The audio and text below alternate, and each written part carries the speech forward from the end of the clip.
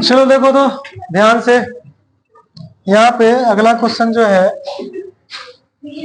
ठीक है, listen please. लिखा हुआ है कि क्रिकेट टीम के एक कोच ने, ठीक है, कोच होता है जो क्रिकेट टीम का खिलाता है खिलाड़ी सबको, 3900 में 3 बल्ला, ठीक है, 6 गेंद खरीदा, ठीक है।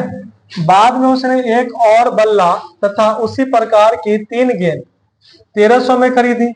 इस स्थिति को बीजगणितीय तथा ज्यामितीय रूपों में व्यक्त कीजिए। ज्यामितीय रूपों का मतलब होता है ग्राफ, ठीक है, ग्राफीय विधि से आपको बताना है यहाँ पे, ठीक है, समझ में आ गया। चलो देखो तो इसमें बनेगा कैसे, तो आप क्या कीजिएगा कि जो बल्ला है, ठीक है, एक बल्ला का कीमत मान लीजिएगा और एक गेंद का कीमत मान लीजिएगा, ठीक है, हो जाएगा। तो यहाँ पे बोलेंगे, ठीक है, समझिएगा ध्यान से, माना कि एक बल्ले, ठीक है, एक बल्ले की कीमत, या बल्ला लिख देते हैं, बल्ले नहीं, एक बल्ला की, ठीक है, कीमत या मूल्य बराबर क्या हो जाएगा, 100 रुपीज, ठीक है, सुन रहे कि नहीं है? तो 100 हो गया। उसके बाद मान लीजिए एक गेंद, ठीक है, तो एक गेंद की, ठीक है, मूल्य बराबर y रुपीस, ठीक है, ये हुआ, समझा क्या। अब ध्यान दीजिएगा कि एक बल्ला का मूल्य जब अगर 100 रुपया तो 2 बल्ला का कितना हो जाएगा, 2x, 3 बल्ला का 3x हो जाएगा, समझना कि नहीं है। चलिए देखिए, तो अब यहाँ पे क्या हो जाएगा, प्रश्न से समझिएगा कि एक बल्ले की कीमत इतना है। अब प्रश्न से देखिएगा यहाँ पे क्या बोला जा रहा है कि 3 बल्ले की कीमत, यानी 3 बल्ले का 3x हो जाएगा, और 6 गेंद की कीमत तो 6y हो जाएगा, और दोनों, ठीक है, दोनों चीज 3 बल्ला और 6 गेंद मिला के कितना रुपया लगा उनको, 3900 रुपया। यहाँ पे 3900 लिख देंगे, ठीक है। ऐसा करो, 3 कॉमन कर सकते हो यहाँ पे चाहो तो, ठीक है, 3 कॉमन कर सकते हो, तो 3 कॉमन कर लो, तो x प्लस 2y बराबर 3900, और ये 3 जो है गुना में उधर भेजेंगे तो बटा में जाएगा, तो 2y बराबर हो जाएगा 3900 बटे 3, 13 तिया 39, 13 तिया 39, और यहाँ पे 2 को 0 है तो 2 को 0 लिख दिए, यानी x प्लस 2y बराबर 1300 यहाँ पे आ गया, समीकरण 1 हो गया। अब पुनः प्रश्न से लिखेंगे, पुनः प्रश्न से देखिए, पुनः प्रश्न से, ठीक है, बाद में वो क्या किए थे, बता दीजिए थोड़ा सा ध्यान से। बाद में उन्होंने एक बल्ला लिए, यानी x रुपया लगा होगा, एक बल्ला का कीमत 100 रुपया, और उसके बाद उसी प्रकार के 3 गेंद लिए, तो एक गेंद का दाम अगर y रुपया है तो 3 गेंद का दाम कितना हो जाएगा, 3y हो जाएगा ना, ठीक है, तो 3y, और टोटल पैसा इनको कितना लगा, टोटल पैसा 1300 रुपया लगा, तो यहाँ पे 1300, ठीक है। तो अगर आप देखें, इसको सीधा करके अगर हम लिखेंगे,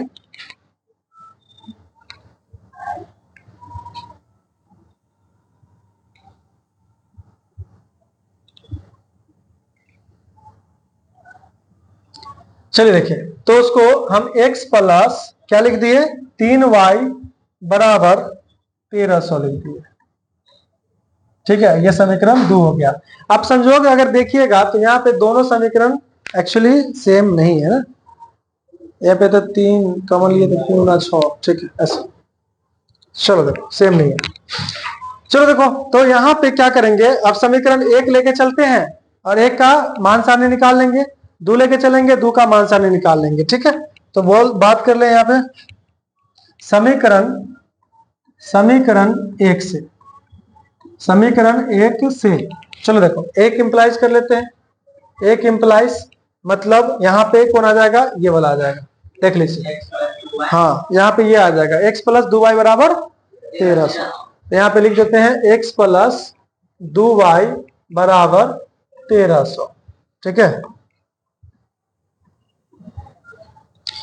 x प्लस 2y बराबर कितना आ गया? 1300 आ गया। अब यहाँ पे मान सामने निकालने के लिए हम क्या बोलते हैं कि y का मान निकालिए। ठीक है, तो बता दीजिए यहाँ पे 2y बराबर कितना हो जाएगा? 1300, और ये x इधर आएगा तो माइनस में x, यानी y बराबर हो जाएगा आपका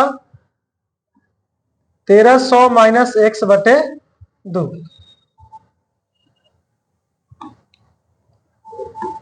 ठीक है, चलो मान सारणी लिखते हैं। मान सारणी, मान सारणी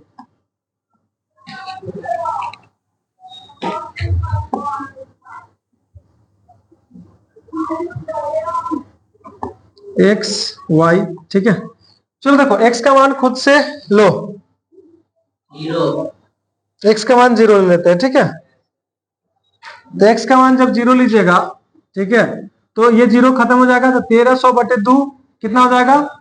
650, है ना? होगा 650। तुमको तो 650 का कैसे लिखिएगा इतना बड़ा? तो 100 का अंतराल लेके चलेंगे। ठीक है, इस बार जी, तो यहाँ पे हो जाएगा 650।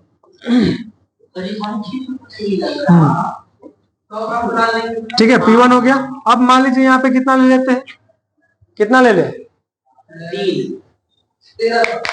1300 का 1300 लोगे, चलो ठीक है 1300 ले लो। तो 1300 लेंगे तो 1300 में से 1300 घटा तो कितना हो जाएगा? 0 हो जाएगा, ये P2 हो जाएगा। ठीक है, ये P2 हो जाएगा। तो समीकरण 1 का हम मान सारणी निकाल लिए। ठीक है, अब समीकरण 2 का लेके चलेंगे। 2 आगे कर ले। चलो देखो, समीकरण 2 कितना है? x प्लस 3y बराबर 1300। क्या हुआ?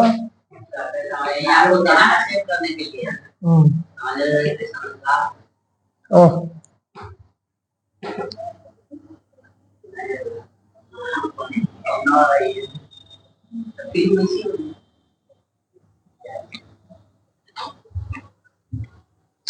चलो देखो, तो अब दूसरा समीकरण कौन है? x प्लस 3y बराबर 1300। ठीक है, तो यहाँ पे लिखेंगे समीकरण 2 से, समीकरण 2 से,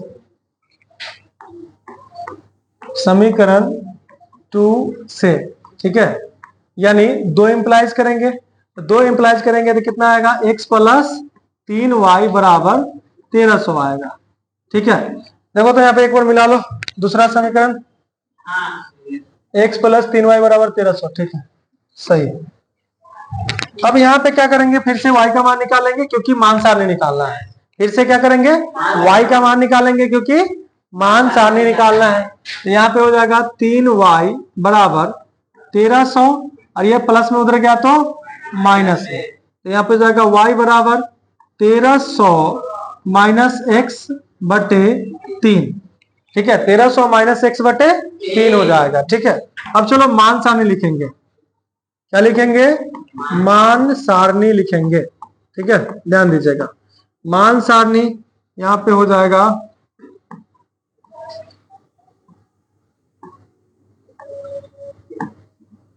ये x और ये y। ठीक है, वैल्यू लिखना। देखो x का वैल्यू लिखो, कितना हो जाएगा?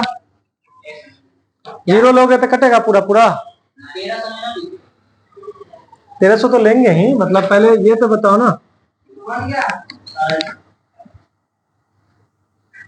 पहले ये बताओ कि कितना कितना वैल्यू लोगे।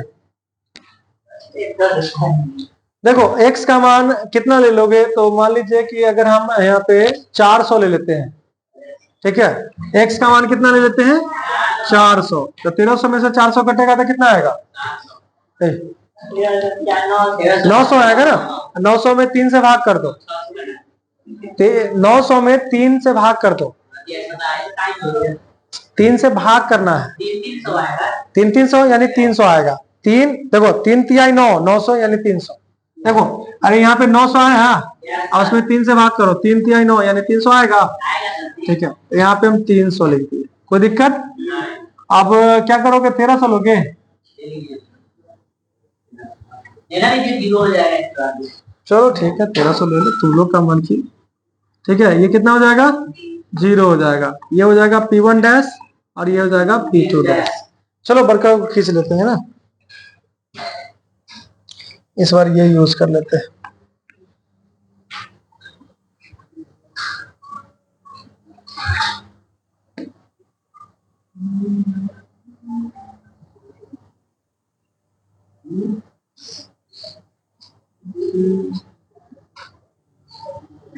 अभी तेरे पास क्या चीज? अच्छा, थोड़ा सा रहने दो, क्या दिक्कत है, नहीं तो थोड़ा सा।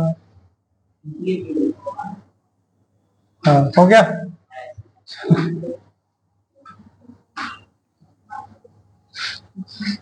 हाँ,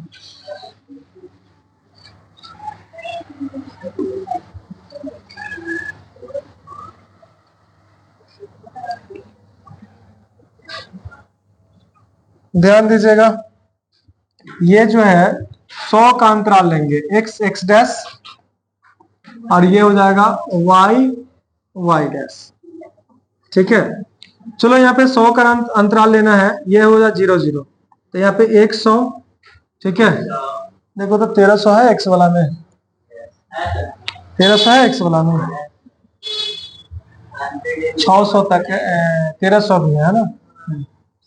तो चलो पूर जाएगा कि नहीं पूरेगा, छोटा छोटा करेंगे तो 200, 300, 400, 500, 600, 700, ठीक है, 800, 800,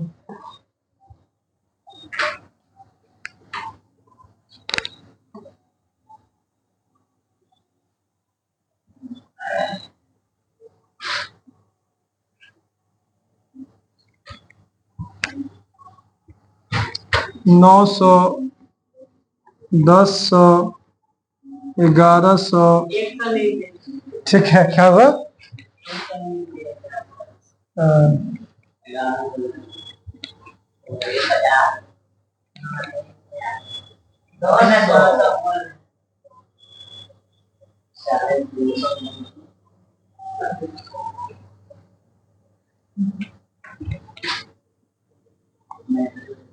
बारह सौ, 1300।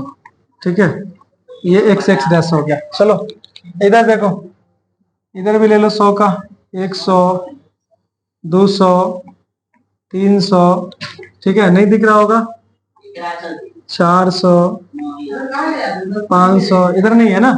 चलो y वाला में, चलो ठीक है, 100, 200, 300, 400, 500, 600, 700, 800, 900। ठीक है, समझ में आ रहा?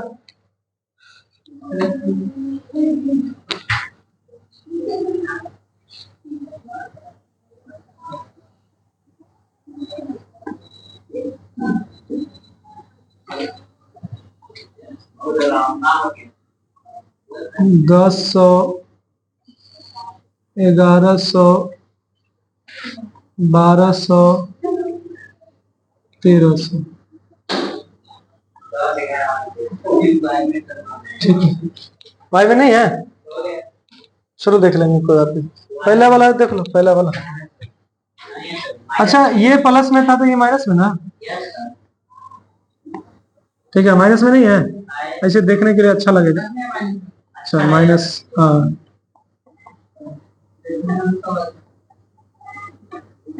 चलो यहाँ तक हो गया, कोई दिक्कत?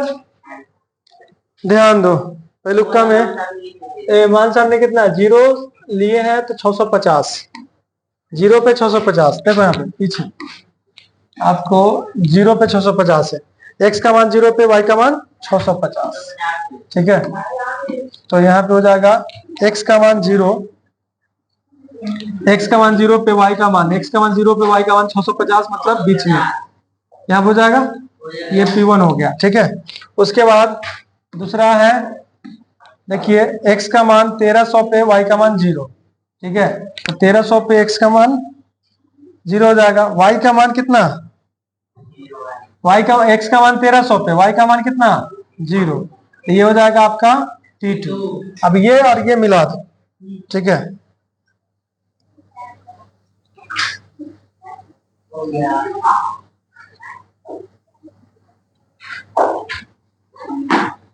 ये गया।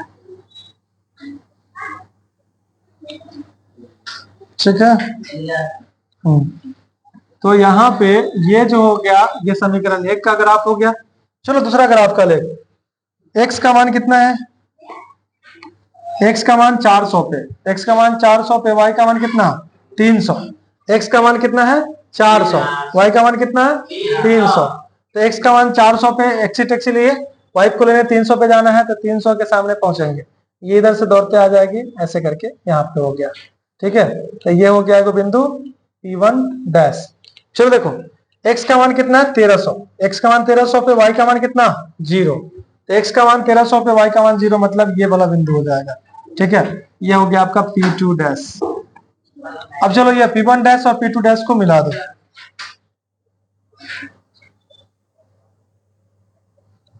तो यहाँ पे P1 और P2 को मिला देते हैं। ठीक है,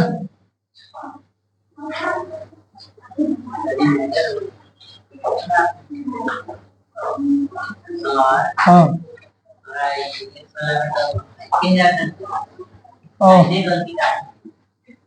चलो ठीक, ये हो जाएगा समीकरण 2। क्लियर है? पीछे कर दे, पूरा लिख लिया? वाह बहादुर से।